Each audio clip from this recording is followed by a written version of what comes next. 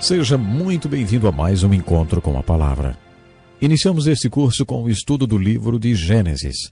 E hoje iniciaremos o estudo do último livro da Bíblia, o livro do Apocalipse. Muitos dos nossos ouvintes esperaram por esse livro desde que começamos a estudar a Bíblia. Existem várias razões para o livro do Apocalipse, entre todos os 66 livros da Bíblia, ter sido colocado como último livro. Uma das razões é que este é o livro mais difícil de ser entendido. O requisito básico para entender o Apocalipse está nos outros 65 livros da Bíblia. Veremos o porquê daqui a pouco. Outra razão por que este é o último livro da Bíblia é porque existem duas áreas de verdade sobre a qual não entenderíamos nada se não fosse o livro do Apocalipse. A palavra grega Apocalipse significa remover ou retirar o véu. O conceito é o seguinte: existem milhões de coisas por trás do véu, pesado, e você nunca descobriria quais são elas. Deus, portanto, remove o véu, de forma que vejamos o que está por trás dele. Tecnicamente, uma revelação é algo que você só sabe porque Deus tirou o véu. As duas áreas que seriam difíceis de se entender sem uma revelação é a maneira como a Bíblia começa e termina. A Bíblia começa com o livro de Gênesis, que significa começo. O livro de Gênesis tem a ver com o começo de tudo. Deus humilhou Jó, um grande pensador e homem espiritual, com a pergunta: onde você estava quando lancei os alicerces da terra? Responda-me, se é que você sabe tanto. Como é que Jó poderia saber? Ele estava lá quando tudo aconteceu? Como Jó ou qualquer outra pessoa poderia saber tanto assim sobre a criação? Ninguém estava lá. Nenhum cientista poderia saber.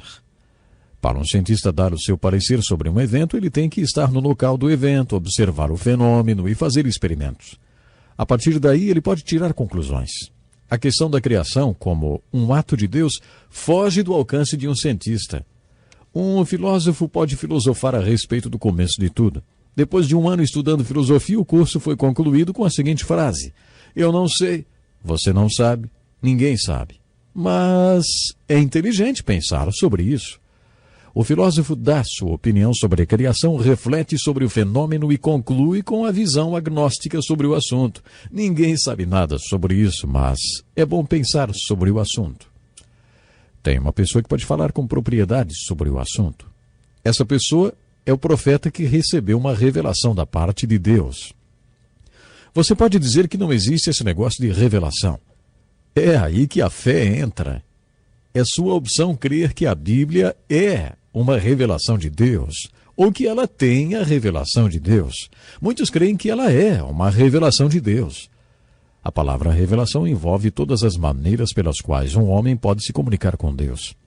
A palavra inspiração é um termo que especifica a maneira pela qual Deus se comunica com um homem através da Escritura.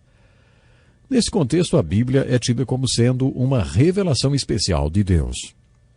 Lendo a Bíblia, descobrimos que ela começa com um profeta dizendo: tive uma revelação de Deus. Deus tirou o véu e me mostrou como tudo começou.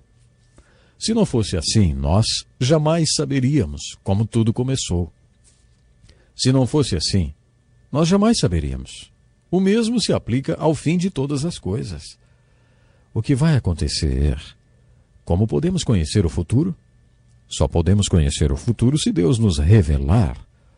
Por isso a Bíblia termina com um profeta, o apóstolo João, e ele diz: eu, João, irmão e companheiro de vocês no sofrimento, no reino e na perseverança em Jesus, estava na ilha de Pátimos por causa da palavra de Deus e do testemunho de Jesus. No dia do Senhor, que é o primeiro dia da semana, achei-me no Espírito e ouvi por trás de mim uma voz forte, como de trombeta, que dizia: escreve, pois, as coisas que você viu, tanto as presentes como as que acontecerão. A Bíblia começa com uma revelação de como tudo começou e termina com uma revelação de como tudo vai acabar. Antes de começarmos o estudo deste livro, quero passar uma tarefa para você. A parte mais importante do nosso curso vai começar daqui a pouco. Depois, quando você terminar o curso conosco, vai começar o seu próprio estudo da Bíblia. Agora pegue uma folha de papel e faça uma coluna. Coloque um título para esta primeira coluna. Escreva: sinal. Preste atenção no início do livro do Apocalipse. Diz assim: revelação de Jesus Cristo, que Deus lhe deu para mostrar aos seus servos o que em breve há de acontecer. Ele enviou o seu anjo para torná-la conhecida ao seu servo João, que dá testemunho de tudo que viu, isto é, a palavra de Deus e o testemunho de Jesus Cristo. A tradição conta que João foi jogado no óleo quente, mas não morreu. Havia rumores de que ele jamais morreria, porque Jesus tinha dito a Pedro: se eu quiser que ele permaneça vivo até que eu volte, o que lhe importa? Por isso dizem que quando cozinharam João no óleo fervendo, e ele não morreu, decidiram colocá-lo na ilha de Patmos até que ele morresse por lá. Alguns dizem que ele ficou lá sozinho, outros que trabalhou nas minas de sal, realizando trabalhos forçados. Não podemos afirmar com certeza porque essas informações baseiam-se na tradição. Mas o que sabemos com certeza é que em algum momento João foi parar na ilha de Patmos como prisioneiro por causa da sua fé. Sabemos disso porque foi o que ele declarou no primeiro capítulo do seu livro. João recebeu uma revelação de Jesus Cristo. Deus tirou o véu e revelou a João alguma coisa. Atente para o detalhe que João não fala revelações no plural, mas no singular. Revelação de Jesus Cristo. Não houve várias revelações, apenas uma. Esta foi uma revelação de Jesus e significava para João algo muito especial. Esta palavra significada está ligada a signos ou sinais. Isso quer dizer que foi transmitida a João através de uma linguagem de sinais. Os judeus pediam sinais. Eles tinham uma linguagem de sinais muito bonita. E no livro do Apocalipse temos uma compreensão melhor dessa linguagem. João sempre escreveu na forma de sinais. Foi assim que ele escreveu seu evangelho. O livro do Apocalipse é um livro de sinais. Faça uma lista destes sinais na primeira coluna à medida que você lê o Apocalipse. Por exemplo, o cavalo branco, o selo, os 4 seres viventes, o mar de vidro, os 7 candelabros, as 7 taças e todos os outros sinais ou símbolos que você encontrar. Anote. Como nome da segunda coluna, coloque revelação pessoal. Ore pedindo a Deus e ao Espírito Santo que retire o véu. Retire o véu para você e mostre o que todos esses sinais do Apocalipse significam. E então escreva o significado na segunda coluna. Estes símbolos ou sinais são bíblicos e muitos são encontrados em outras passagens da Bíblia. Se você os encontrar em outros livros bíblicos e compreender o significado deles, poderá aplicar o mesmo significado no livro do Apocalipse. Como título da terceira coluna, escreva assim: a palavra. Nesta coluna, faça uma lista das outras referências bíblicas que citam estes símbolos. Uma concordância bíblica será de grande ajuda para você. Existem vários comentários publicados sobre o livro do Apocalipse, escritos por pessoas que acreditam ter recebido do Espírito Santo a interpretação para tais sinais. Na próxima coluna, escreva o significado dos sinais dado por outros comentaristas. Por último, na última coluna, escreva a sua conclusão final. Se você escrever tudo o que encontrar, provavelmente vai acabar com um caderno de umas 150 páginas. Procure se esforçar, porque esta tarefa o ajudará a compreender melhor o livro do Apocalipse. Sendo o livro do Apocalipse tão importante, é realmente especial você tirar um momento para estudá-lo. Na verdade, lendo o livro do Apocalipse, você poderá compreender mais sobre esta linguagem de sinais. Esta foi a linguagem usada por Deus para se comunicar com o seu povo, e para decodificá-la são necessárias algumas chaves. Numa guerra, o inimigo sempre tem um código de mensagens e mensagens codificadas, que os especialistas tentam decodificar. Eu sugiro que você estude o livro do Apocalipse como se ele fosse uma mensagem codificada para o povo de Deus. Você vai precisar de algumas chaves para decodificá-la. A primeira chave é o Espírito Santo. Não dá para entender coisas espirituais sem o Espírito Santo. Isso se aplica principalmente ao livro de Apocalipse. A função do Espírito Santo é nos ensinar o que é espiritual. Por ocasião da última ceia, Jesus disse que a função do Espírito Santo nos mostrar o que está por vir. Este livro trata essencialmente do que ainda está por acontecer. Portanto, o Espírito Santo é a primeira chave que abre o código da mensagem do Apocalipse. A chave número 2 é saber que estes símbolos do livro do Apocalipse são todos símbolos bíblicos. Se você fosse um judeu profundo conhecedor do Velho Testamento, todos estes símbolos do Apocalipse não lhe seriam assim tão estranhos. Fica mesmo muito difícil para uma pessoa entender o Apocalipse se ela não estiver familiarizada com a simbologia da Bíblia. Tomemos, por exemplo, o capítulo 4 do Apocalipse. Diz assim: uma porta que se abre para o céu, através da qual você pode ver o céu. Bom, alguém está sentado num trono. Aquele que está sentado no trono, semelhante às pedras jaspe e sardônio. E ao redor do trono, um arco-íris como uma esmeralda. Se você fosse um judeu aprofundado nos conceitos do Velho Testamento, você se lembraria da descrição das vestimentas do sumo sacerdote. Isso no capítulo 28 do livro de Êxodo, usadas no tabernáculo do deserto e depois no templo de Salomão. O sumo sacerdote deveria usar uma estola com 12 pedras bordadas, uma para cada tribo de Israel. A primeira pedra era sardônio e representava a primeira tribo de Israel, a tribo de Ruben. A última pedra representando a 12ª tribo, a tribo de Benjamim, e era jaspe. A 7ª tribo era Judá e era representada pela pedra esmeralda. Todos esses nomes em hebraico têm um significado. Por exemplo, Ruben significa veja meu filho. Benjamim significa filho da minha mão direita. E Judá significa louvor. Por isso, quando a porta do céu se abriu, na linguagem simbólica foi dito assim, veja meu filho, filho da minha mão direita, louvai-o. Todo judeu aprecia muito esta linguagem de sinais. Bom, no próximo programa vamos continuar. Até lá.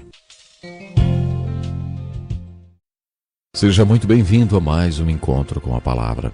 Se você está ouvindo esse programa pela primeira vez, saiba que ele é parte de um curso de estudo de todos os livros da Bíblia e já estudamos 65 dos 66 livros que a compõem.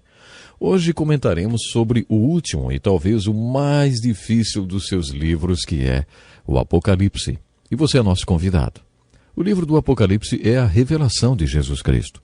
Observe, a revelação no singular.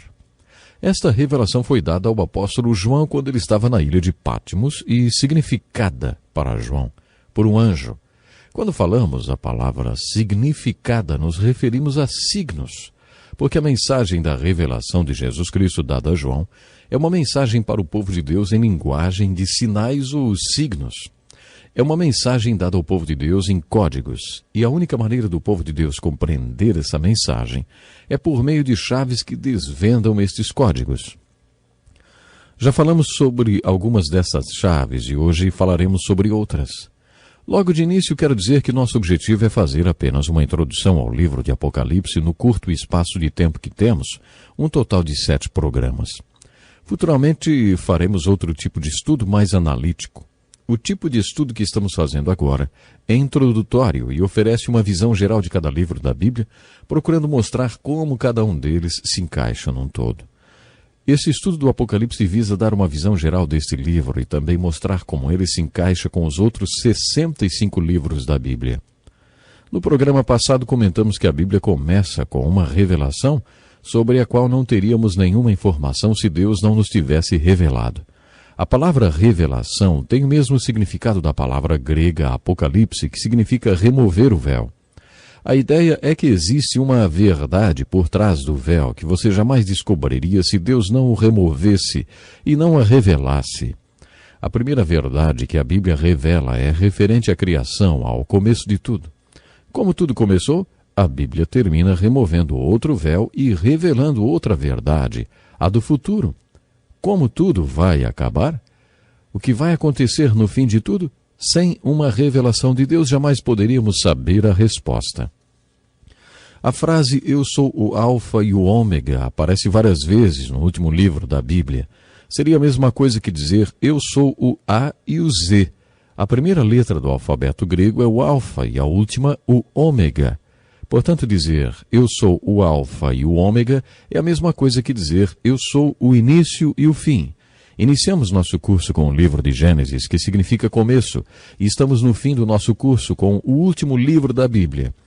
Neste livro temos a revelação do único Jesus Cristo, que é o começo e o fim, que era e é e sempre será o eterno Cristo.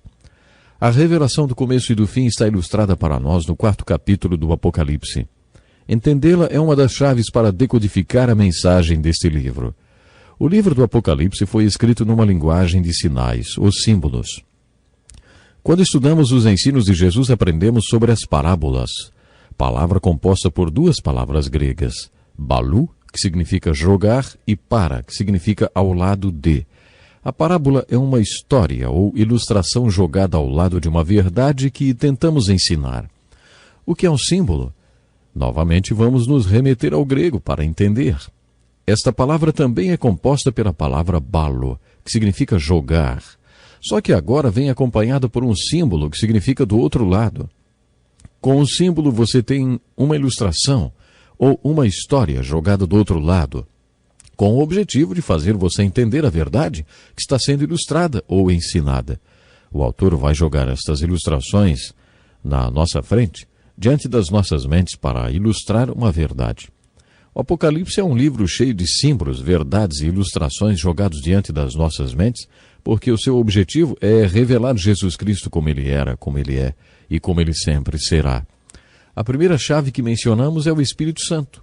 Não conseguimos entender nenhuma verdade espiritual sem o Espírito Santo. Isso é particularmente verdadeiro em relação ao livro do Apocalipse. Não conseguiremos entender a revelação do futuro sem a chave mestre, ou o Espírito Santo. De acordo com Jesus, a principal função do Espírito Santo é nos revelar as verdades espirituais referente ao que está para acontecer. João 16. Por isso, no que concerne ao futuro e aos fatos espirituais que ainda não se cumpriram, precisamos da chave mestra, o Espírito Santo. Com a chave mestra, o Espírito Santo, a próxima coisa que precisamos é perceber que todos os símbolos do Apocalipse são símbolos bíblicos. A chave para entender estes símbolos bíblicos é buscar outras ocorrências dele nas Escrituras. Se entendermos os significados destes símbolos em outras passagens da Bíblia, as chances de entendermos o significado deles no livro do Apocalipse serão bem maiores. Tendo isto em mente, comentaremos sobre o tema do Apocalipse e o começo e o fim. O sumo sacerdote no tabernáculo, no deserto e no templo de Salomão usava a estola sacerdotal, bordada com pedras que representavam as tribos de Israel. Essa ilustração está registrada no capítulo 4 do Apocalipse. Quando a porta do céu se abriu, foi visto um trono, e sobre ele alguém sentado com aspecto semelhante às pedras jaspe e sardônio. Também havia um arco-íris ao redor do trono, como uma esmeralda. Estas pedras preciosas eram joias que representavam as 12 tribos de Israel. Cada nome de tribo possui um significado, e a primeira joia representava a tribo de Ruben. A primeira tribo, que significava veja, meu filho. A última das 12 tribos era Benjamim, que significa o filho da minha mão direita. A esmeralda representava a tribo de Judá, que significa louvor. Portanto, no capítulo 4 do Apocalipse, na visão do céu e do trono, nesta linguagem de sinais, a mensagem era: veja, meu filho, o filho da minha mão direita, louvai-o.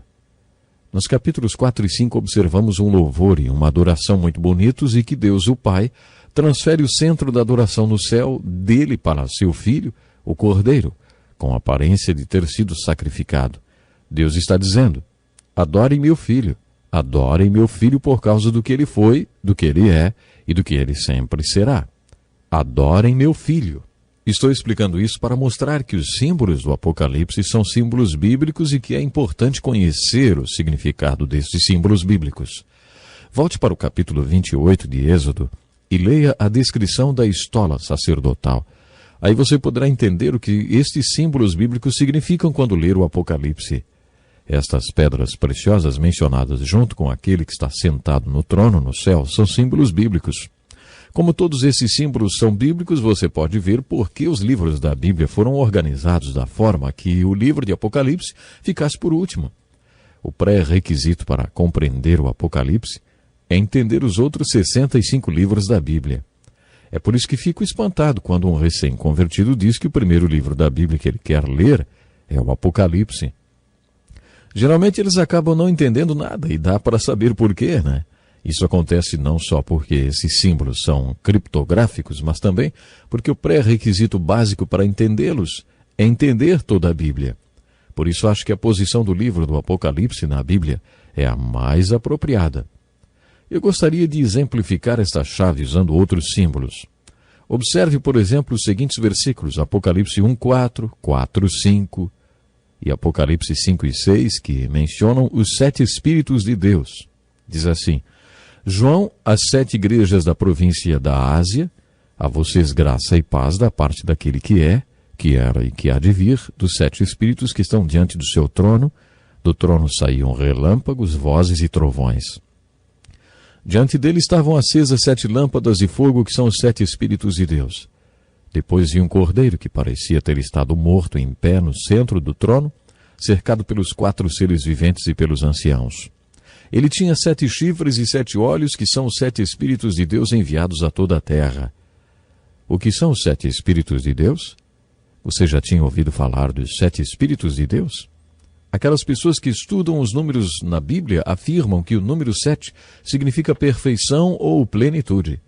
Isso sugere que os 7 Espíritos de Deus são a expressão perfeita de Deus. Entretanto, muitos estudiosos acreditam que a expressão os 7 Espíritos de Deus nos remete às profecias de Isaías. Em Isaías 11, versículos 1 e 2, o príncipe dos profetas apresenta a profecia dos 7 Espíritos de Deus, cumprida pelo apóstolo João no Apocalipse. Um ramo surgirá do trono de Jessé, e das suas raízes brotará um renovo. O Espírito do Senhor repousará sobre ele. 1. O Espírito que dá sabedoria. Aí temos o 2. O entendimento. 3. O Espírito que traz conselho. 4. E poder. 5. O Espírito que dá conhecimento. 6. E temor do Senhor. Com estes são 7. Isaías estava falando que o Messias viria e quando ele viesse seria a expressão completa de Deus, que na sua essência é um Espírito. De acordo com Isaías, Jesus Cristo exemplificaria esse perfil de 7 características de uma vida que é verdadeiramente cheia do Espírito e controlado por Ele. Vocês já sabem que gosto de encerrar nossa aula lançando um desafio. Como o nosso tempo hoje já acabou, deixo com vocês o seguinte desafio. Na sua opinião, o que é um crente cheio do Espírito? O que é um pastor cheio do Espírito? Muitas pessoas responderiam minha pergunta dizendo que uma pessoa cheia do Espírito é aquela que talvez fale em línguas. Para mim, uma pessoa verdadeiramente cheia do Espírito ou controlada pelo Espírito é aquela pessoa que, pela graça de Deus, demonstra estas 7 manifestações espirituais, descritas no Apocalipse pelo apóstolo João e pelo profeta Isaías, no capítulo 11 de sua profecia, como os 7 Espíritos de Deus. A descrição perfeita destes 7 Espíritos, como Isaías profetizou, é a vida de Jesus Cristo. Quando o apóstolo Paulo ordenou, não se embriaguem com vinho, que leva à libertinagem, mas deixem-se encher pelo Espírito, ele estava falando sobre sermos iguais a Cristo. Por causa de alguns excessos, muitos seguidores de Cristo têm medo de ser crentes cheios do Espírito. Mas vocês acham que alguém deveria se sentir intimidado de manifestar estas 7 qualidades espirituais descritas pelo apóstolo João e pelo profeta Isaías? Então, o desafio é exatamente esse. Descubra exatamente o que é ser cheio do Espírito Santo. Você não gostaria de ser como Jesus Cristo? Você não acha que todos nós devemos procurar ser como Cristo? É que possamos ser verdadeiros imitadores do Senhor Jesus Cristo. E assim vamos ter uma vida vitoriosa cada dia da nossa existência. Meu desejo é que Deus possa lhe abençoar grandemente, principalmente que possamos estar preparados para o grande dia da volta do Senhor Jesus. Pense nisso e até o próximo programa. Como é bom estarmos juntos para mais um encontro com a palavra. Seja bem-vindo. Estamos quase no final do nosso curso, estudando agora o último livro, que é o livro Apocalipse. No último programa falamos sobre a expressão os 7 Espíritos de Deus, que aparece 3 vezes no livro do Apocalipse, nos capítulos 1, versículo 4, no capítulo 4, versículo 5 e no capítulo 5, versículo 6. Dentro do simbolismo também são citadas 7 lâmpadas de fogo, os 7 candelabros diante do trono, representados aí os 7 Espíritos de Deus. Eu gosto particularmente do capítulo 5, versículo 6, que diz assim: Depois vi um cordeiro que parecia ter estado morto em pé no centro do trono, cercado pelos 4 seres viventes e pelos anciãos. Ele tinha 7 chifres e 7 olhos, que são os 7 Espíritos de Deus enviados a toda a terra. Estudiosos afirmam que chifres na Bíblia representam poder e olhos, sabedoria. Por isso João está dizendo que o cordeiro que parecia ter sido morto é uma expressão completa do Espírito de Deus que expressa o poder e a perfeita sabedoria de Deus. Quando Jesus Cristo foi sacrificado como um cordeiro, sua morte foi uma expressão da sabedoria perfeita e do poder de Deus. Ele que parecia ter estado morto eram os 7 Espíritos de Deus vindos ao mundo, expressão da essência de quem é, do que Deus é. Portanto, quando Jesus morreu na cruz, ele foi uma expressão completa do Espírito de Deus. No final do último programa, comentamos sobre a profecia de Isaías, fonte bíblica do simbolismo usado pelo apóstolo João no livro do Apocalipse, quando se referia aos 7 Espíritos de Deus. Ouça mais uma vez esta profecia de Isaías, dos 7 Espíritos de Deus, cumprida na vida de Jesus Cristo. Assim escreveu Isaías: Um ramo surgirá do tronco de Jessé, e das suas raízes brotará um renovo. O Espírito do Senhor repousará sobre ele. 1.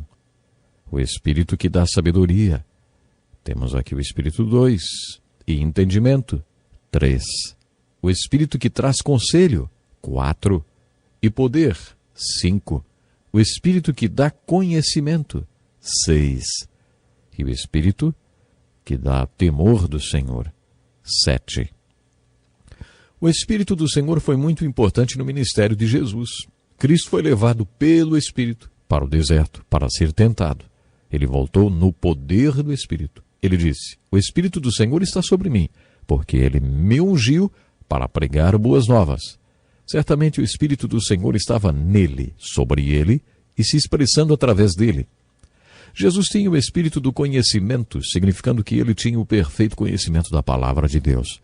Quando tentado pelo diabo no deserto, ele respondeu com um conhecimento perfeito das Escrituras. Ele respondeu no espírito do conhecimento. Ele também tinha o espírito de entendimento, conforme ele ensinou na parábola do semeador. A palavra de Deus tem poder, mas este poder só será manifestado se compreendermos a palavra e deixarmos que ela penetre em nossas mentes. A sabedoria é a aplicação do conhecimento e não apenas o entendimento do conhecimento. É a sabedoria na prática. Jesus tinha o espírito da sabedoria porque ele viveu a palavra de Deus. O poder de Jesus como mestre que dentro da sua humanidade ele viveu tudo o que ensinou. Ele tinha o espírito do entendimento e o aplicava perfeitamente, mostrando que tinha também o espírito de sabedoria.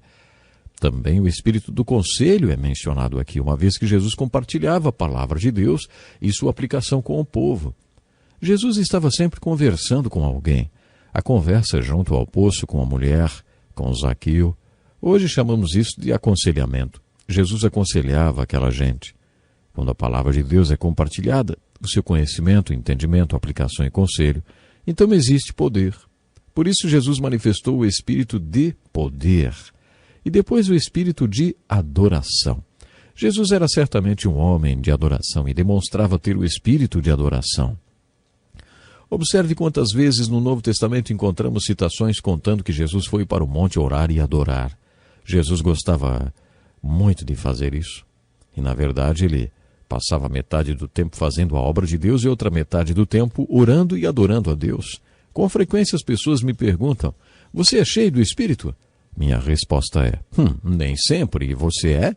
Ninguém está sempre cheio do Espírito. Jesus estava sempre, 100% cheio do Espírito. Mas nós não. Deveríamos estar, poderíamos estar, mas não estamos. As pessoas não entendem bem essa questão. Como um homem ou uma mulher, uma igreja, um pregador, enfim, um crente demonstraria estar cheio do Espírito? Muita gente acha que através de sinais dos dons ou através de uma liturgia especial no culto da igreja. Baseado nesse texto de Isaías referente aos 7 Espíritos de Deus, sabe como eu definiria ser cheio do Espírito Santo? Uma pessoa que é como Cristo. Jesus estava sempre cheio do Espírito. Isso significa que ele estava sempre falando em línguas ou manifestando dons espirituais? Não. Isso quer dizer que ele tinha o Espírito do Senhor, que estava sempre em comunhão contínua e consistente com o Espírito de Deus. Ele tinha o Espírito do conhecimento da palavra de Deus. Ele tinha o Espírito do entendimento. Ele não apenas entendia a palavra de Deus. Ele compreendia as pessoas e sabia como a palavra de Deus deveria ser aplicada em suas vidas. Ele tinha o Espírito da sabedoria, o Espírito do conselho, o Espírito de poder e principalmente o Espírito de adoração. O seu prazer estava em adorar. Jesus é o exemplo nas Escrituras do símbolo que aparece várias vezes no Apocalipse, os 7 Espíritos de Deus. Lemos no capítulo 4, versículo 1, que João recebeu um convite. Suba para cá e lhe mostrarei o que deve acontecer depois dessas coisas. Era uma voz como de trombeta que o conduziu até lá. Estamos diante de mais um símbolo, não estamos? Qual é a primeira coisa que você espera que aconteça quando a série de eventos que chamamos de segunda vinda de Jesus Cristo começar? A primeira coisa que espero que aconteça é o toque da trombeta.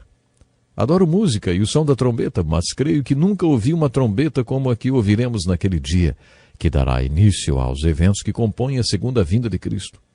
Muitos acham que o primeiro acontecimento será o arrebatamento da igreja. Não. Primeiro ocorrerá o chamado, o toque, a trombeta. Algumas pessoas acham que a voz como de trombeta que chamou João para subir e depois o tomou para vislumbrar o trono é o símbolo bíblico referente ao arrebatamento da igreja. João vê um mar de vidro em frente ao trono. Esse também é um símbolo bíblico. Tanto no tabernáculo como no templo de Salomão havia o lavatório para lavagem e limpeza.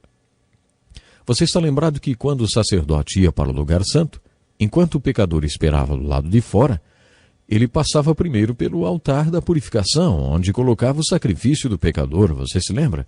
Enquanto acontecia aquela oferta ao Senhor, ele ia para o lavatório semelhante a uma grande bacia, onde de maneira cerimoniosa ele se lavava. A mensagem desse ato é: lave-se antes da adoração. Ou, quem pode subir à presença de Deus? Aquele que tem suas mãos limpas. A mensagem do lavatório era que você deve se limpar antes de, como pecador, aproximar-se do Deus Santo. Observe que na passagem do Apocalipse, o mar é como cristal. Em outras palavras, está solidificado. Aprendemos com o livro de Hebreus que a água representa a purificação que todos nós precisamos para nos aproximar de Deus. Jesus disse a Pedro e a João que aqueles que passaram pelo banho da purificação não precisam nascer repetidas vezes quando pecam. Você não precisa de outro banho de purificação cada vez que peca. É como se você tivesse tomado banho no banheiro público e no caminho para casa tivesse pisado em alguma coisa e sujasse o seu pé. Chegando em casa, você não vai precisar tomar banho outra vez, mas só lavar os pés.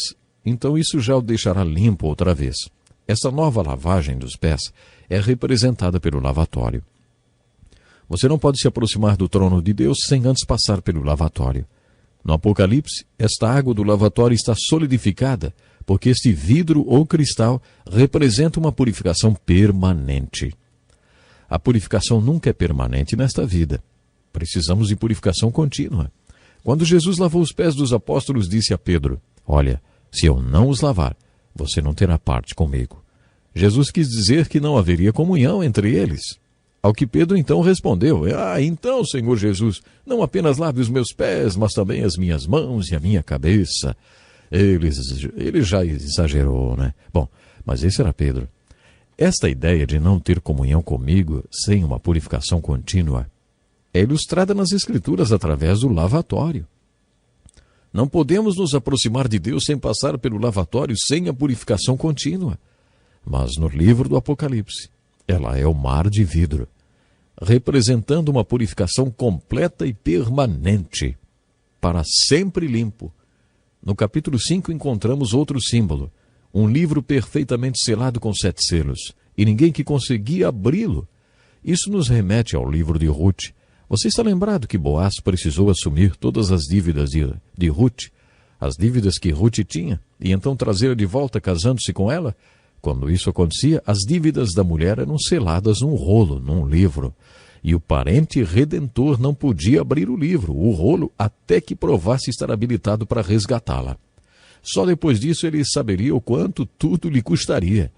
O que vemos no 5º capítulo do Apocalipse é que não havia ninguém qualificado para cumprir o papel de redentor, até que foram ouvidas as boas novas.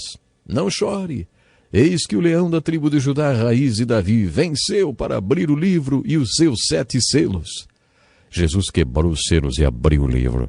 Ele viu o quanto lhe custaria para nos redimir e pagou o preço. Quando a porta do céu se abriu no capítulo 4 do Apocalipse, lemos que havia 4 tronos e 24 anciãos sentados neles. Estes anciãos representam a liderança do povo de Deus. Temos aqui outro símbolo bíblico. Você está lembrado que Davi dividiu o sacerdócio de forma que sempre havia 24 sacerdotes de plantão? Segundo os estudiosos, estes 24 anciãos representam a liderança do povo de Deus. Alguns dizem que eles representam os 12 apóstolos e as 12 tribos, mas isso pode ser deduzir demais. O conceito que eles representam é o de liderança. Esses anciãos tinham coroas de ouro porque eram vitoriosos. Usavam roupas brancas porque se mantiveram puros até o fim.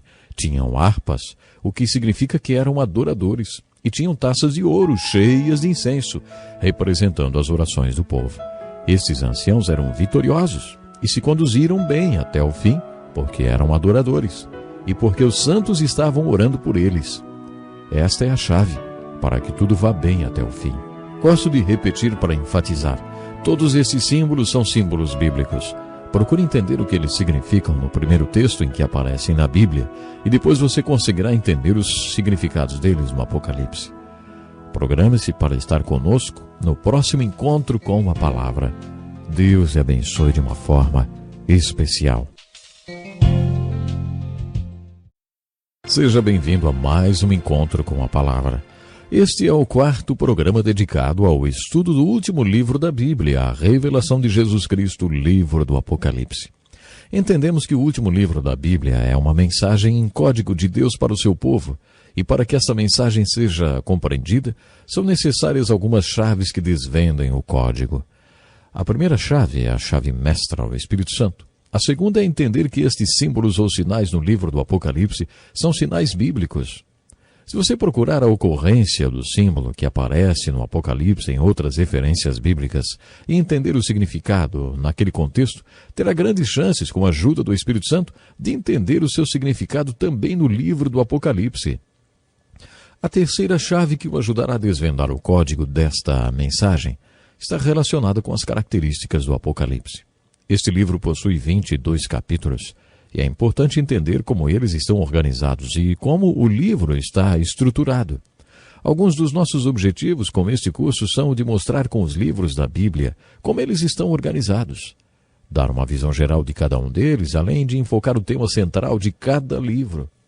Mas o objetivo, que está acima de todos estes, é buscar a aplicação da verdade ensinada em cada um dos livros da Bíblia para a sua vida. Agora que estamos estudando o livro de Apocalipse, gostaria que todos estes objetivos fossem atingidos. A maioria dos evangélicos acredita na chamada interpretação futurista do livro do Apocalipse. Eu acredito. Se você não acredita, vai ficar no escuro, porque a única interpretação do Apocalipse que compartilharei com você será futurista. No capítulo 1, versículo 19, quando o apóstolo João teve sua experiência na ilha de Patmos, recebeu a seguinte instrução: escreva, pois, as coisas que você viu, tanto as presentes como as que acontecerão.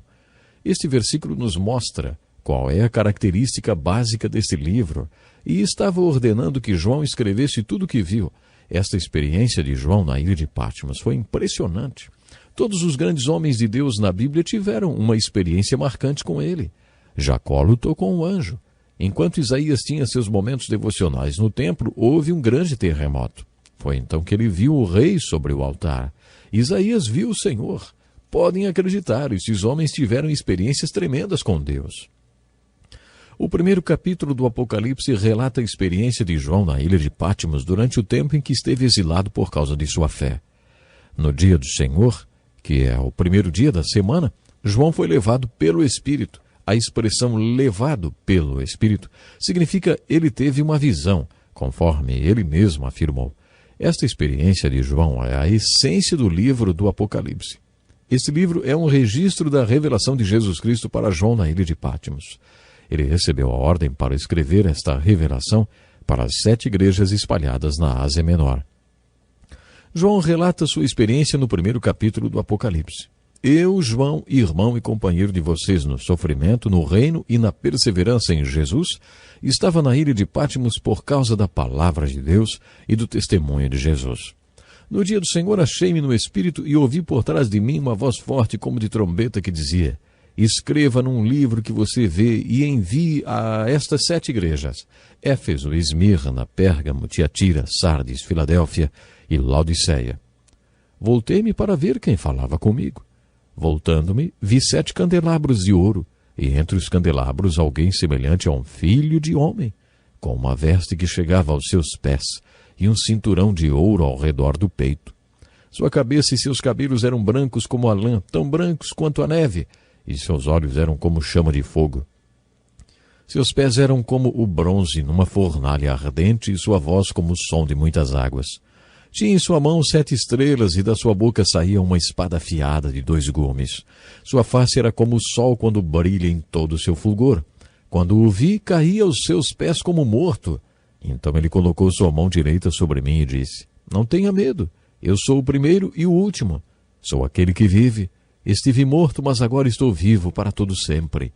E tenho as chaves da morte e do Hades. Escreva, pois, as coisas que você viu, tanto as presentes como as que acontecerão. Este é o ministério das 7 estrelas que você viu em minha mão direita e dos 7 candelabros. As 7 estrelas são os anjos das 7 igrejas e os 7 candelabros são as 7 igrejas. A palavra anjos poderia ser traduzida do original grego por pastores. Este é um estudo que visa dar a vocês uma visão geral do livro do Apocalipse. E por isso nós não vamos poder nos deter na experiência de João. Os detalhes das experiências dos servos do Senhor mencionadas na Bíblia não são enfatizados. Por isso quero usar o curto espaço de tempo que nós temos para enfocar os resultados desta experiência e não os detalhes. Preste atenção nos verbos usados neste relato de João. Achei-me no Espírito.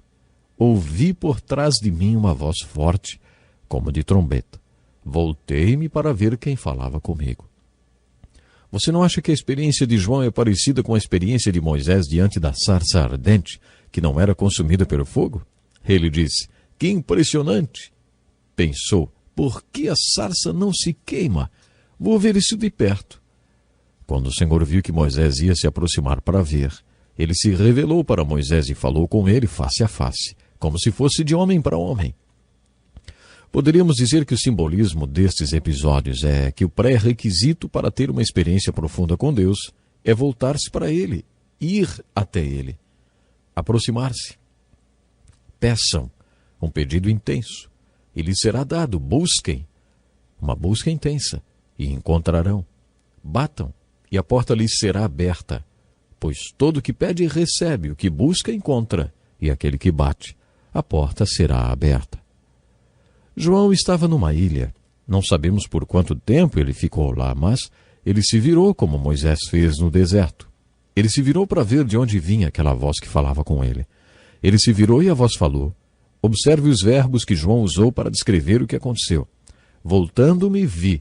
Quando o vi, caí aos seus pés como morto.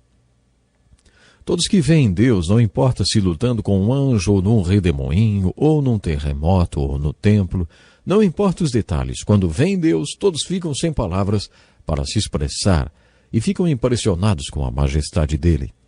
Também ficam sem palavras para expressar a consciência do seu próprio pecado. Santo, santo, santo é o Senhor dos exércitos. A terra inteira está cheia da sua glória. Foi assim que Isaías se sentiu. Ai de mim, estou perdido, pois sou um homem de lábios impuros e vivo no meio de um povo de lábios impuros. Foi assim que Isaías se sentiu quando viu o Senhor. Com João foi a mesma coisa. Quando ele viu a Cristo, o Cristo eterno, ele caiu aos seus pés como se estivesse morto. Jesus nos chamou para morrermos para nossos próprios planos, vontade e querer, e vivermos para Ele. Quando João caiu aos seus pés como morto, Jesus colocou sua mão sobre ele e disse: "Não tenha medo, eu sou o primeiro e o último." O Espírito Santo precisa fazer uma obra na vida de uma pessoa, para depois, como resultado desta obra, Jesus se tornar o primeiro na vida dela. Jesus disse a Nicodemos: "Digo-lhes a verdade. Ninguém pode ver o reino de Deus se não nascer de novo. Ninguém pode entrar no reino de Deus se não nascer da água e do Espírito. Só mesmo quem nasceu de novo pode ter um relacionamento íntimo com Jesus." Imagine a cena. O Cristo ressurreto, o Cristo eterno, colocando a mão sobre João e dizendo: "Eu sou o primeiro." Muitos acreditam que o apóstolo João estava terminando a primeira parte de sua missão quando registrou aquela experiência. A ordem foi: "Escreve, pois, as coisas que você viu." Depois ele ouviu: "Escreve isto, pois essas palavras são verdadeiras e dignas de confiança." João deveria escrever sobre as coisas que existiam nas 7 igrejas. Estas igrejas Éfeso, ou Efésios, Esmirna, Pérgamo, Tiatira, Sardes, Filadélfia e Laodiceia, eram as igrejas que existiam naquele tempo. As cartas para estas 7 igrejas estão nos capítulos 2 e 3. Por isso, muitos acreditam que João acabou a segunda parte da sua missão depois que escreveu as cartas para as igrejas registradas nos capítulos 2 e 3. As cartas para as 7 igrejas na Ásia Menor deveriam ser lidas como uma oração e aplicadas de maneira devocional na vida da igreja e em nossa vida particular. O autor destas cartas não foi um instrumento para escrever como foram os autores das cartas de Efésios, Colossenses, Filipenses, Tiago e 1 e 2 Pedro, que também foram cartas a igrejas. Desta vez o autor foi o próprio Cristo vivo e ressurreto. Era o Cristo ressurgido falando com João e através de João para aquelas igrejas. Algumas destas cartas foram finalizadas com as palavras: "Aquele que tem ouvidos, ouça o que o Espírito diz às igrejas." No capítulo 1, lemos que João viu 7 candelabros de ouro e Cristo no meio deles. Onde Cristo está hoje? Você está lembrado que os sábios do Oriente também fizeram esta pergunta? Onde está o Rei dos Judeus? A resposta é: ele está no meio das igrejas. Apesar dessas igrejas terem vários problemas, o Cristo vivo e ressurreto está no meio das igrejas e tem uma mensagem para elas. Para a igreja de Éfeso, Jesus disse: "Você abandonou o seu primeiro amor." Isso me intriga porque quem tomava conta desta igreja era Timóteo. Paulo disse em suas cartas que Timóteo era um pastor cheio de amor e por isso foi enviado por Paulo para cuidar da igreja. É interessante observar que a igreja pastoreada por Timóteo tivesse que ouvir essa repreensão, né? Arrependa-se e pratique as obras que praticava no princípio. Se não se arrepender, virei a você e tirarei o seu candelabro do lugar dele. Creio que este seja um desafio e tanto. Se você acha que é uma pessoa através de quem Deus ama as pessoas, lembre-se que você pode perder a experiência de ser um veículo através do qual Cristo ama aqueles que Ele deu para que você amasse com o amor dele. Você pode perder essa bênção. Por isso a exortação nessa carta é: arrependa-se. É óbvio que estas cartas foram escritas para crentes. Será que os crentes precisam se arrepender? Claro que sim. Você não se arrepende apenas uma vez. Precisamos nos arrepender sempre. Por causa dessa necessidade de constante arrependimento, Jesus instituiu a Santa Ceia, ou a Eucaristia, a Ceia do Senhor. Não importa o nome dado, a instrução é para que durante a observação desse ato de adoração instituída pelo Senhor, haja um autoexame e arrependimento dos pecados conhecidos e também dos desconhecidos, que impedem a nossa comunhão com Jesus. Que pena, o tempo já acabou. Deixa um desafio. Leia os capítulos 2 e 3 do Apocalipse, as cartas às igrejas. E esteja conosco para o próximo programa. Deus lhe abençoe. Seja muito bem-vindo a mais um encontro com a palavra. Estamos quase no final do estudo de todos os livros da Bíblia. que mesmo que hoje seja a primeira vez que você participa desse programa, eu o desafio a juntar-se a nós. Nunca é tarde demais para começar a estudar a Bíblia, a Santa Palavra de Deus. No final do último programa, comentamos sobre as cartas às 7 igrejas do Apocalipse, nos capítulos 2 e 3. Alguns estudiosos acreditam que estas 7 igrejas, além de serem igrejas que existiram realmente, são também um retrato da igreja hoje. O livro do Apocalipse é fascinante, muito profundo e uma fonte inesgotável de ensino. Procure se lembrar que não é uma questão de ser uma mensagem para a igreja que ficou no passado ou para a igreja de hoje. Geralmente são para as duas. Quando estudamos as 7 igrejas, observamos que as características daquelas igrejas servem para retratar as características da igreja de hoje. Os que concordam com esta ideia acreditam que a carta à igreja de Laodiceia representa as igrejas dos tempos modernos. A igreja de hoje é morna, sem entusiasmo, muito rica, que acha que não precisa de nada e não sabe que espiritualmente é miserável, pobre, cega e nua. A exortação à igreja de hoje é: você deve se sentir com roupas brancas. Você deve se arrepender e ser purificada pelo fogo do castigo da perseguição para que fique pura como ouro. Está nesta carta, que é a passagem tão conhecida de todos nós: repreendo e disciplino aqueles que eu amo. Por isso seja diligente e arrependa-se. O Cristo ressurreto está dando uma mensagem bem direta para a igreja de Laodiceia. Olha, eu a amo demais para permitir que você continue a ter comigo esta relação indiferente. Por isso estou batendo a porta da sua vida. Estes problemas que você não consegue resolver, sou eu batendo na sua porta. Veja o que há por trás das tempestades e dos problemas que você não consegue resolver. Eu estou batendo a porta da sua vida porque amo você. Abra a porta da sua vida e me convide para entrar no seu coração e nas áreas mais importantes da sua vida para que tenhamos comunhão. Depois que João transcreve as cartas para as 7 igrejas, ele conclui a segunda parte de sua missão. Para muitos, a parte mais importante desta missão começa no capítulo 4. No capítulo 1, João registrou sua experiência e o que viu. Nos capítulos 2 e 3, ele registrou a situação das igrejas através das cartas para elas. Mas a partir do capítulo 4, João iniciou outra parte de sua missão. Suba para cá e lhe mostrarei o que deve acontecer depois dessas coisas. A maior parte do Apocalipse refere-se ao que vai acontecer no futuro. A partir do capítulo 4 até o final do livro, todo o seu conteúdo é referente ao futuro. Esta característica é uma das chaves que nos ajudará a compreender o livro do Apocalipse. Para enfocar melhor a chave de número 4, que nos ajudará a decodificar a mensagem do Apocalipse, precisamos entender a cronologia dos capítulos 6 ao 19. Os capítulos 4 e 5 são relativamente fáceis. Eles possuem uma linguagem de sinais muito bonita relacionada à adoração no céu. Estes 2 capítulos são os meus preferidos do livro do Apocalipse. Eles são absolutamente belos, repletos de revelações sobre o céu. Já no capítulo 6, o tom muda e o livro se torna mais difícil de ser compreendido. Conheço vários pastores que, quando começam a pregar sobre o Apocalipse, se saem muito bem no princípio. Eles falam da experiência de João, uma bênção para todos que leem.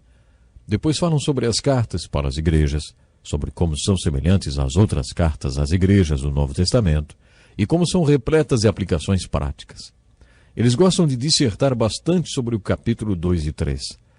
Uma vez, eu estava dando um estudo sobre Apocalipse e uma senhora me perguntou: escuta, você vai falar sobre alguma coisa além do capítulo 3? Estou começando a ficar cansada dessas cartas às igrejas. Quando chegamos no capítulo 6, fica difícil interpretar o texto. Conheço um pastor que estava dando um estudo sobre o Apocalipse já pela metade do capítulo 7. Ele estava lendo uma passagem e todo mundo acompanhava a leitura na própria Bíblia. Quando ele terminou, perguntou: e vocês querem saber o que tudo isso significa? Todo mundo olhou para ele e alguém disse: não entendi nada.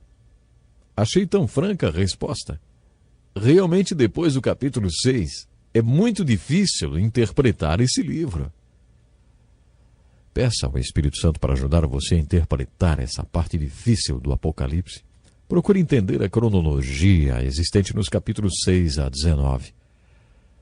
A série de eventos que compõem a segunda vinda de Cristo abrange um período muito longo.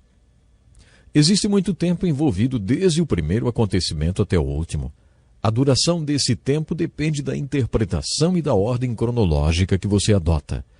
Estes eventos precisam ser organizados em ordem cronológica, mas isso é muito difícil de ser feito. De qualquer forma, independentemente da ordem que você acha que eles vão acontecer, o tempo de duração da sequência desses eventos é muito longo.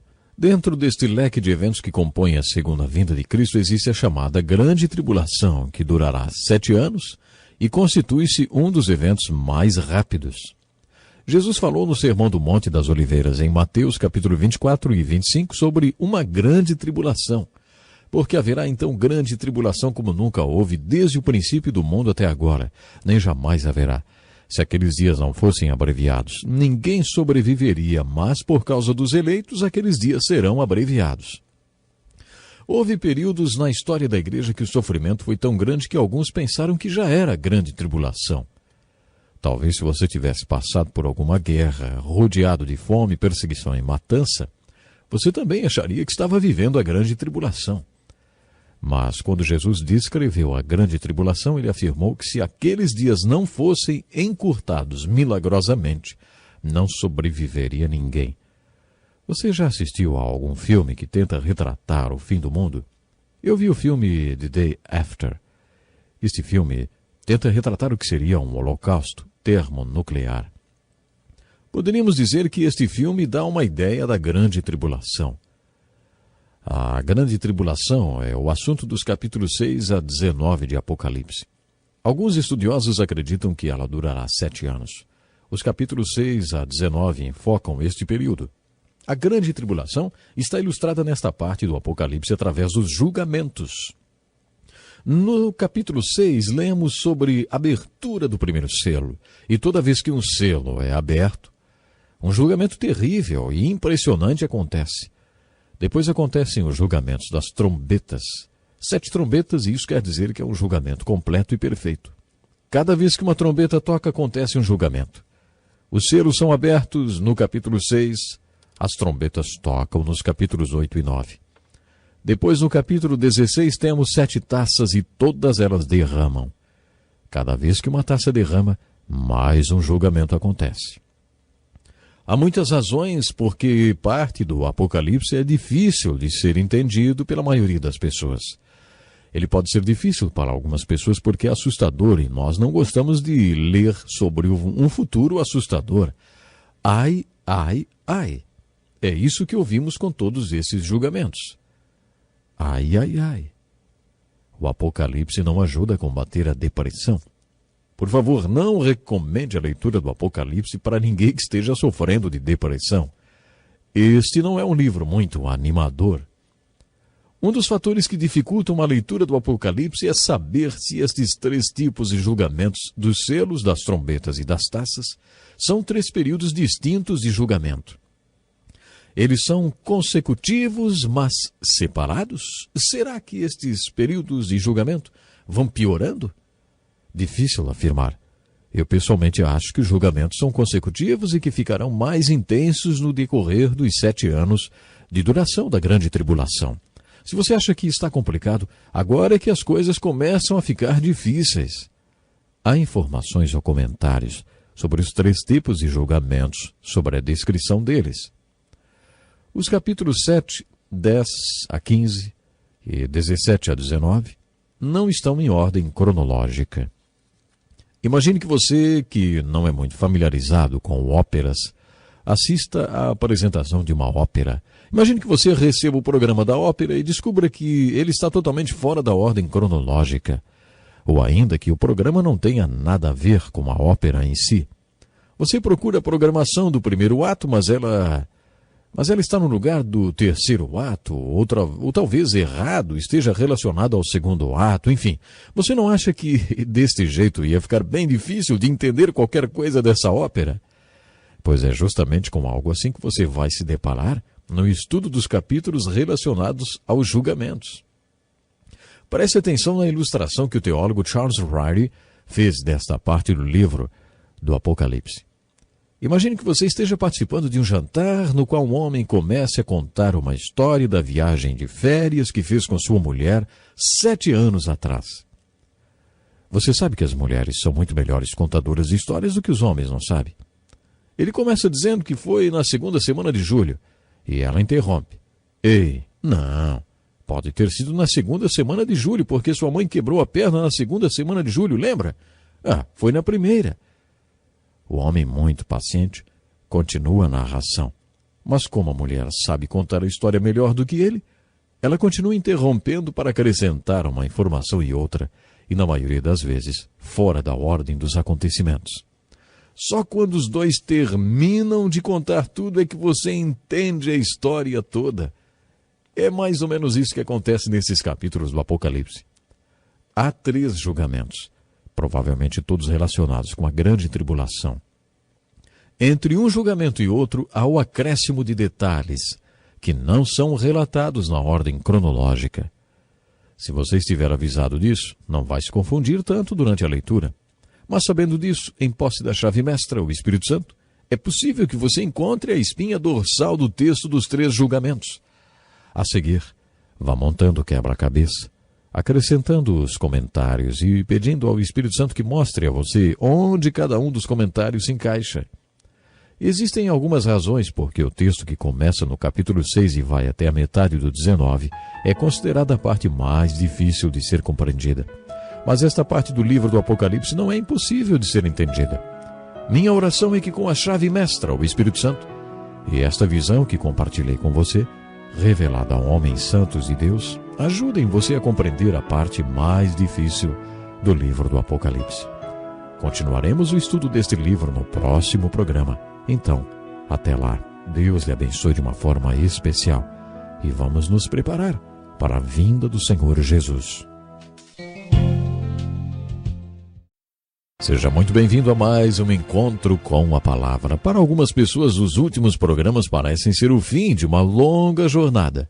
No encontro com a palavra, desenvolvemos um estudo introdutório e panorâmico de todos os livros da Bíblia, buscando uma aplicação devocional, pessoal e prática de tudo que aprendemos. Iniciamos o curso com o livro de Gênesis e no próximo programa, depois de 358 aulas, finalizaremos o nosso estudo de toda a Bíblia. Que vitória! Mas ainda não acabamos. Este é o penúltimo programa. Portanto, abra sua Bíblia para estudar o Apocalipse, o livro da revelação de Jesus Cristo. Esse curso não tem a pretensão de dar uma visão profunda dos livros da Bíblia, porque é um curso introdutório e panorâmico. Nosso objetivo é que ele sirva de estímulo para que você comece a ler e estudar a Bíblia sozinho. Este é o objetivo do programa. O que realmente importa é que você busque a palavra de Deus e que Deus abra a palavra para você. Vamos voltar ao livro do Apocalipse. Já comentei que o livro do Apocalipse é como se fosse uma mensagem codificada de Deus para seu povo, e para decodificar esta mensagem você precisa de algumas chaves. A chave mestra é o Espírito Santo. A segunda chave é saber que todos os sinais, símbolos ou signos que aparecem no Apocalipse são bíblicos. A terceira chave é a própria estrutura do livro do Apocalipse, a forma como ele é organizado. João recebeu uma missão dividida em 3 partes. A primeira parte foi: escreve, pois, as coisas que você viu. No capítulo 1, João relatou sua experiência na ilha de Patmos. E nos capítulos 2 e 3, João escreveu as cartas para as 7 igrejas, cumprindo a segunda parte da sua missão. Depois ele recebeu outro comando: suba para cá, lhe mostrarei o que deve acontecer depois destas coisas. A revelação agora estava relacionada a coisas futuras. E essa parte da missão de João foi do capítulo 4 até o final do livro. Foi a parte mais difícil de sua missão. A próxima chave tem a ver com a estrutura e a organização do Apocalipse. Entender como os capítulos de 6 a 19 foram organizados. Isso é muito difícil e por isso gastamos tanto tempo no último programa falando sobre este assunto. Se você entendeu tudo o que falei no último programa, vai gostar da próxima chave. Compreender a cronologia dos fatos e dos julgamentos descritos nos capítulos de 6 a 19 é descobrir a espinha dorsal desse texto. É muito difícil ensinar sobre o Apocalipse sem usar um quadro de anotações. Bom, mas em relação a conhecer a cronologia, a ordem destes acontecimentos, devemos ser humildes e nos lembrar do que Jesus disse, né? Quanto ao dia e à hora ninguém sabe, nem os anjos dos céus, nem o Filho, senão somente o Pai. De acordo com Jesus, ninguém sabe o dia nem a hora do fim. Nem os anjos, nem mesmo o Filho de Deus, apenas o Pai sabe. Pense bem nisso. Se os anjos não sabem, se o Filho de Deus não sabe, se apenas o Pai sabe, quem somos nós para querer saber quando tudo vai acontecer? Você acha que não precisamos ser humildes a respeito da cronologia dos eventos relatados no Apocalipse? Podemos ser dogmáticos e fazer afirmações enfáticas a respeito da existência dos fatos. Mas devemos ser bem humildes e admitir que não temos como descobrir quando tudo vai acontecer, porque Jesus falou que não nos compete saber os tempos e as estações desses eventos. Um desses eventos é o arrebatamento da igreja, depois a grande tribulação sobre a terra e a segunda vinda de Cristo, quando ele voltará para a terra com sua igreja para reinar.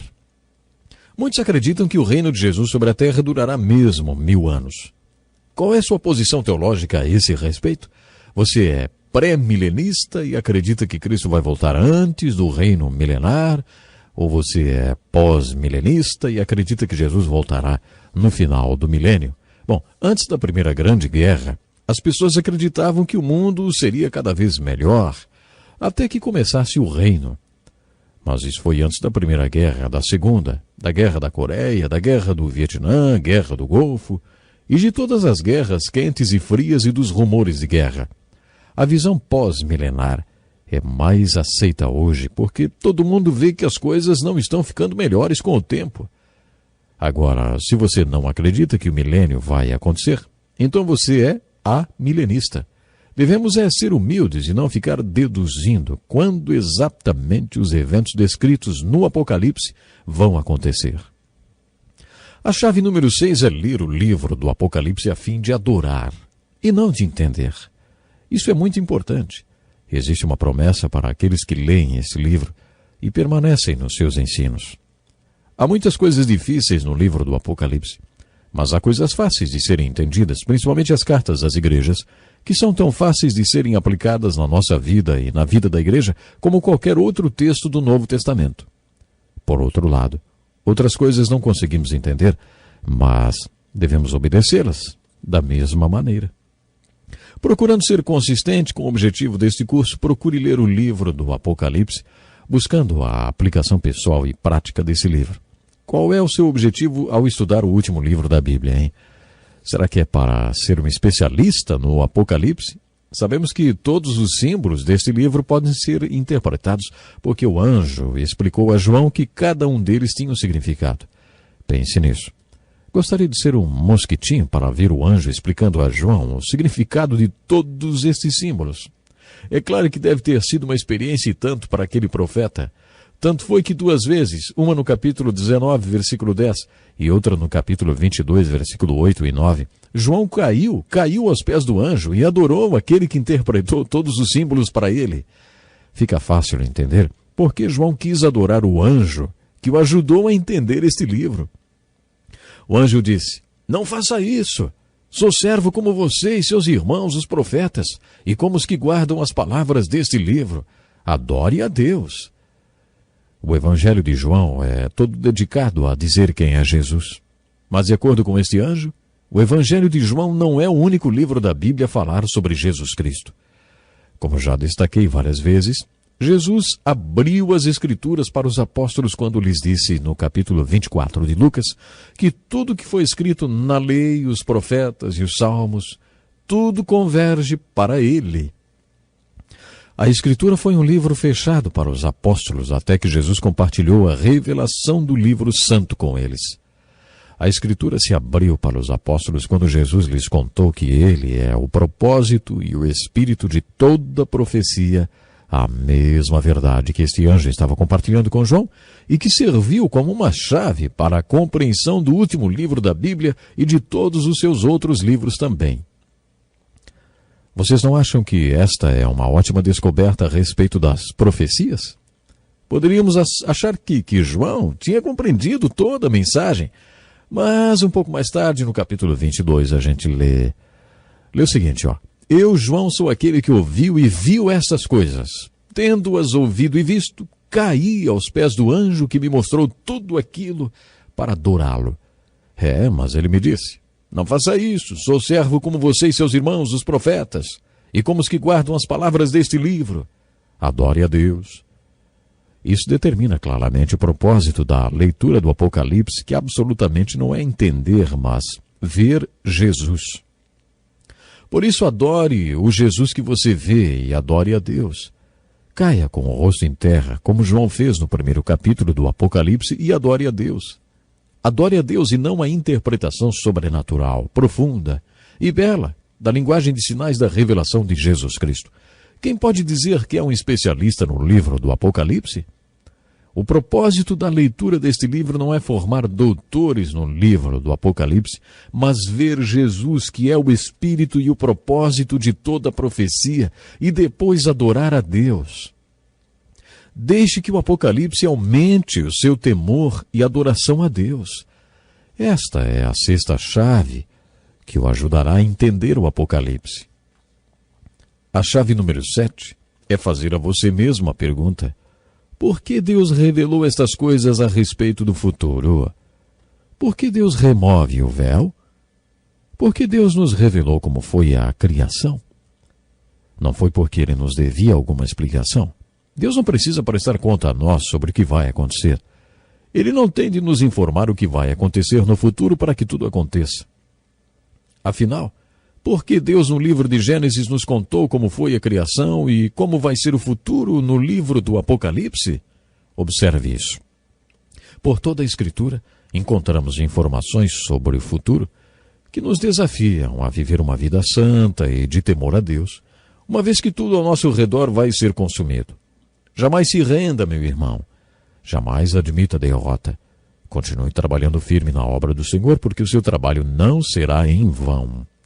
Meus queridos, nós já somos filhos de Deus, mas o que seremos no futuro ainda está para ser revelado. Tudo o que sabemos é que quando Ele for revelado, seremos como Ele, porque o veremos como Ele realmente é. Todo aquele que carrega esta esperança deve se manter puro, deve tentar viver uma vida pura, assim como Cristo é puro. 2 Pedro 3, 1 Coríntios 15, 1 João 3. Sabe, a aplicação parece ser a seguinte: à luz de tudo que estava por trás do véu, referente ao que está por acontecer, qual é o tipo de vida que devemos ter nesse mundo? Que tipo de pessoas devemos ser? Essa é a lição e a aplicação que deve ficar em nossas mentes quando lemos o livro de Apocalipse. Lembre-se que o propósito de Deus com o livro do Apocalipse não foi nos tornar doutores em assuntos futuristas. Deus quer que a nossa vida hoje seja transformada diante de tudo que Ele revelou no último livro da Bíblia. Você sabia que muita gente já se converteu a Cristo por causa do livro de Apocalipse? Muitas passagens deste livro que falam sobre o futuro e sobre o que vai acontecer no mundo têm sido usados por Deus de maneira poderosa para que pessoas creiam em Cristo Jesus. Muitos crentes têm sido desafiados e edificados pela leitura deste livro e por passagens do Apocalipse. Bom, mas infelizmente, o tempo de hoje já se foi. Como sempre, eu deixo um desafio. Ao ler o livro do Apocalipse, pergunte a Deus por que Ele está revelando para você como será o fim da história da humanidade e a segunda vinda de Cristo. Este é um assunto para você ter em mente até o nosso próximo encontro com a palavra, e eu estarei esperando por você. Deus lhe abençoe grandemente e que o Senhor nos ajude a estarmos preparados para o grande dia, o dia da sua vinda. Até o próximo programa. Seja bem-vindo a mais um encontro com a palavra. Não fique preocupado não, esse não é o último encontro com a palavra, mas a última das 365 aulas dedicadas ao estudo introdutório e panorâmico de todos os livros da Bíblia. Iniciamos o curso com o livro de Gênesis e, com a aula de hoje, finalizaremos o estudo do último livro da Bíblia, o livro do Apocalipse.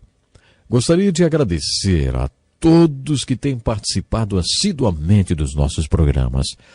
Não importa de quantas aulas você já participou, lembre-se que este é um estudo introdutório e panorâmico dos livros da Bíblia. Nosso objetivo é desafiá-lo a estudar a Bíblia em profundidade e fazer com que a palavra de Deus entre na vida dos ouvintes e os ouvintes entrem na palavra de Deus. Quando isso acontece, aqueles que ainda não tinham fé acabam se convertendo e os já convertidos são chamados para uma variedade de ministérios, conforme a vontade e o propósito de Deus em salvá-los. Dedicamos os últimos programas ao estudo do livro do Apocalipse e as chaves que ajudam a decodificar a mensagem de Deus para o seu povo. Uma das chaves é tomar cuidado quando olhamos por trás do véu e vemos o que vai acontecer na vida eterna. A Bíblia fala sobre a vida além da sepultura usando uma linguagem de sinais e símbolos. O que a palavra de Deus quer dizer quando Deus nos fala sobre o céu e o inferno, ruas de ouro e fogo eterno?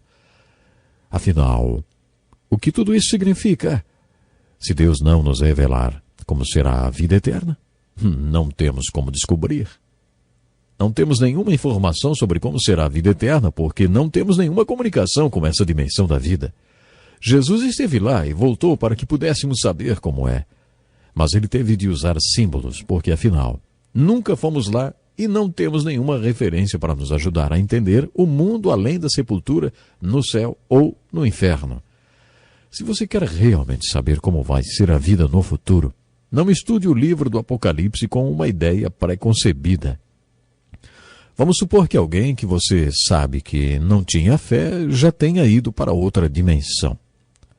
Imagine o caso de uma viúva. Ela pode ter a tendência de ler tudo sobre o Apocalipse, sempre imaginando como tudo se relaciona com seu falecido marido. Se você tenta dizer à pessoa o que significam todos os símbolos, ela diz: "Não, isso não é verdade, porque senão como ficaria o meu marido?" Eu não acho isso muito confortante e, além do mais, não podemos dizer para uma pessoa: "Você sabia que vai parar num lugar muito quente e queimar para todo sempre?" Vocês acham que isso pode trazer algum consolo para uma viúva, por exemplo? Ficar falando sobre o inferno e sobre onde o marido dela pode estar não vai ser nada edificante nem confortante. Mas é aí que eu quero chegar. Também não devemos estudar o Apocalipse com uma ideia pré-concebida que as coisas vão ser assim ou assado, só porque é isso que você quer, ou porque você está pensando nos seus queridos que já partiram. Esse tipo de predisposição não vai levá-lo à verdade sobre a vida eterna. Por isso, tome cuidado com ideias preconcebidas sobre o que está por trás do véu.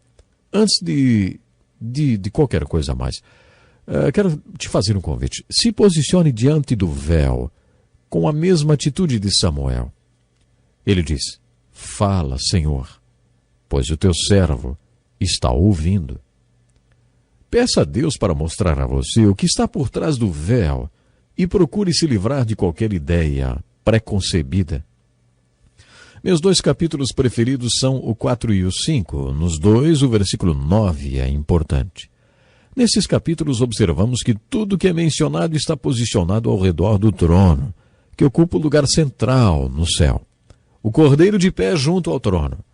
Os 24 anciãos estão ao redor do trono. Relâmpago, vozes e trovões saem do trono. Os 7 candelabros de fogo estão diante do trono. O mar de vidro está diante do trono. A voz como de muitos anjos é ouvida ao redor do trono. Observe como isso é importante. Toda criatura no céu, na terra e debaixo da terra, e tudo que há no mar, não são mencionados como estando diante do trono, porque eles não estão lá no céu.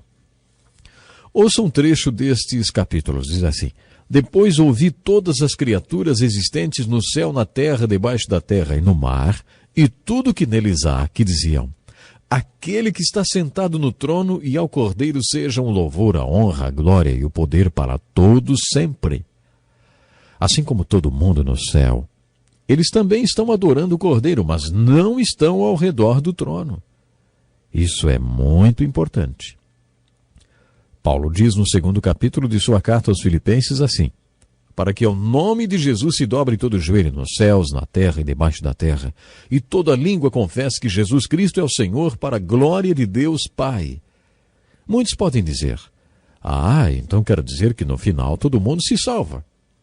Essas pessoas acreditam que na próxima dimensão as pessoas que morreram como incrédulas acabarão sendo forçadas a se ajoelhar e a confessar que Jesus Cristo é o Senhor, e isso acabará salvando-as. Esse ensino é chamado de universalismo. O universalismo é uma filosofia muito comum hoje em dia, que tem se espalhado pela Europa e por outras partes do mundo. Eu não acredito que seja isso que o livro do Apocalipse revela por trás do véu. Todo joelho se dobrará, sim. Toda língua confessará, sim. E todas as criaturas no inferno, todos confessarão que Jesus Cristo é Senhor, porque é isso que glorifica a Deus Pai. Mas eles não estão posicionados ao redor do trono. Eles não estão lá.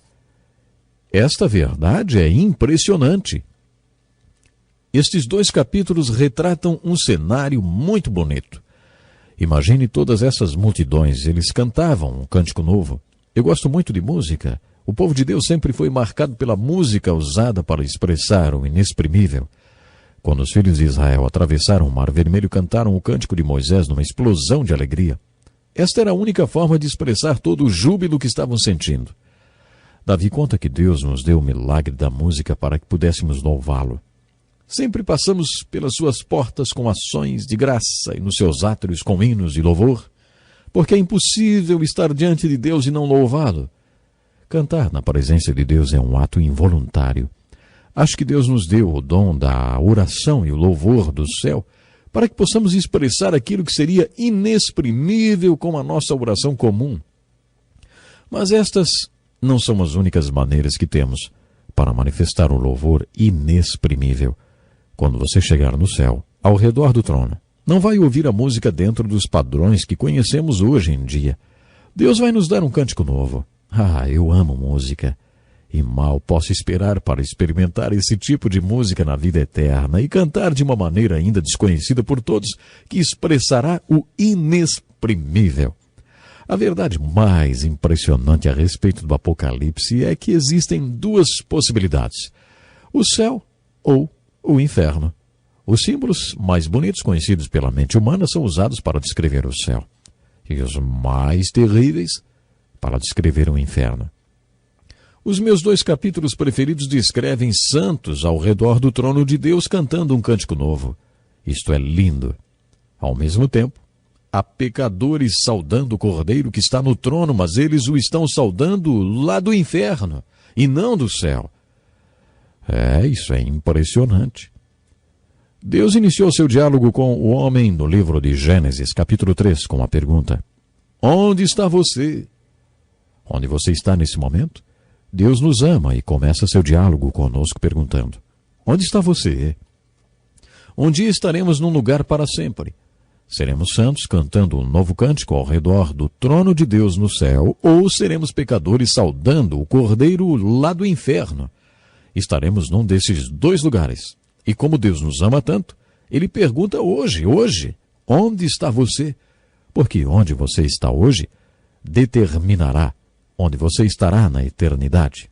Determinará onde você estará saudando o Cordeiro. Se do céu, junto com ele, ou se do inferno. Assim como foi com o homem rico na parábola do homem rico e Lázaro, nossa posição também será irrevogável. Uma vez que você estiver lá, não poderá passar para o outro lado. O importante é que hoje você pode escolher aonde vai passar a eternidade. E agora chegamos à chave número 10. O livro do Apocalipse possui 2 histórias contadas simultaneamente, uma no céu e outra na terra. Hoje sabemos que nossa mente é capaz de pensar mais rápido do que falamos. Uma pessoa rápida fala cerca de 100 palavras por minuto, mas nossas mentes podem processar entre 300 a 400 palavras por minuto. Por isso, quando ouvimos uma palestra, ficamos facilmente entediados. Nossa mente é capaz de acompanhar a projeção de 18 slides diferentes ao mesmo tempo, porque sua mente processa as informações muito rapidamente. Pense no livro do Apocalipse como uma literatura multimídia, em que temos simultaneamente uma história no céu, nos capítulos 4, 5, 19, 20, 21 e 22, e ao mesmo tempo uma história na terra, nos capítulos 6, 8, 9, 19 e 20. Os capítulos 19 e 20 falam da terra e do céu. Eles se dividem ao meio. A chave número 11 é: nunca esquecer que algumas informações extras ajudam na compreensão do tema principal das duas histórias, mas estas informações não estão em ordem cronológica. A chave número 12 é: o livro do Apocalipse é um livro sobre Jesus Cristo. Por isso, assim como procuramos Jesus no Evangelho de João e até no Velho Testamento, procure por Jesus Cristo também no livro do Apocalipse. Os evangelhos revelam o Cristo sofredor. As epístolas revelam o Salvador como cabeça da sua igreja, comprada por ele com seu próprio sangue. Mas o Cristo do Apocalipse é o Rei dos Reis e o Senhor dos Senhores. No segundo advento de Cristo, eles não vão puxar sua barba, nem lhe colocarão uma coroa de espinhos. Jesus será o Rei dos Reis e o Senhor dos Senhores. Procure por esta revelação de Cristo Jesus. Veja o Cristo revelado como o absoluto Rei dos Reis e Senhor dos Senhores. A chave número 13 é observar que João foi informado que receberia uma revelação que ele deveria transmitir. A chave 14 é perceber que é possível compreender este livro. A chave número 15 é comparar esse livro e todas suas passagens escatológicas referentes aos últimos acontecimentos com outras passagens da Bíblia. Agora quero agradecer de coração a você que participou desse estudo do Velho Testamento e agora terminando o estudo do Novo Testamento. Mas encontro com a palavra vai continuar. Deus lhe abençoe.